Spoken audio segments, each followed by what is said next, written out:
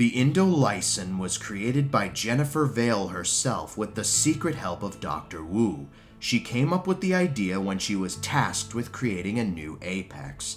Vale mentioned that her favorite prehistoric animal of all time was the direwolf and wanted to give this apex a wolf-like look. The trouble was, she couldn't figure out what to use for her project.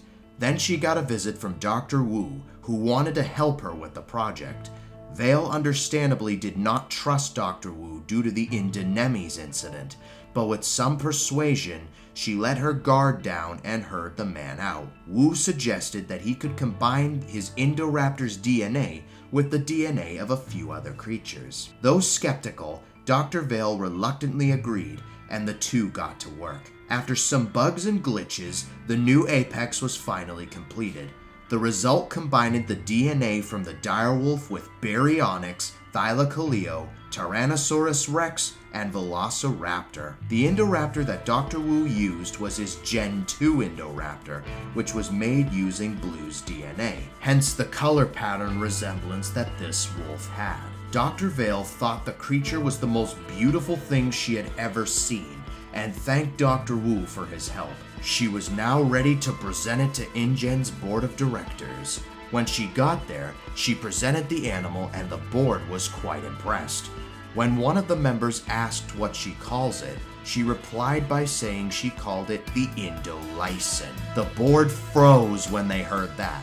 "Another Indominus Rex hybrid?" one cried. "Are you mad?" asked another. Dr. Vale then explained that the Indominus Rex had no involvement in this hybrid whatsoever, and that Indoraptor was involved instead. One of the board members then asked, "Well, where do you think the Indoraptor came from?" "Did Dr. Wu set you up to this?"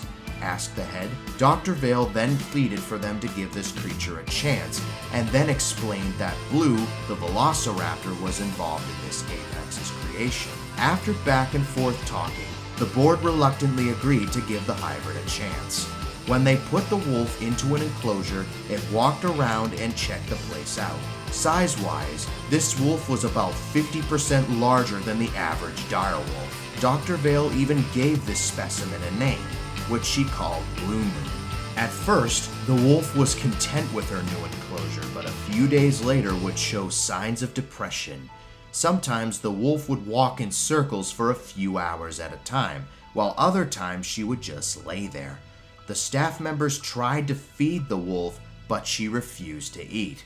Dr. Vale knew that something was wrong and wanted to get to the bottom of this.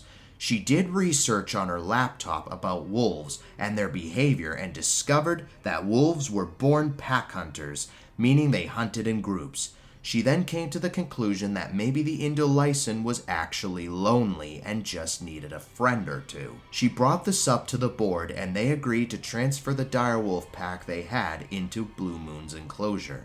It took some time, but Blue Moon eventually earned the trust of the direwolf pack, and she was much happier as a result. Along the way, Blue Moon had created a special bond with Dr. Vale, just like how Blue had bonded with Owen Grady, seeing the doctor as her mother. One day, however, the Monolophosaur pack escaped from their enclosure and went on a rampage, killing some guests and staff in their wake. They managed to make their way to where Dr. Vale was and immediately attacked her. Blue Moon noticed this and began barking and growling at the aggressor and trying to claw out of her enclosure. Blue Moon broke free and attacked the Monolophosaur pack in order to protect the doctor.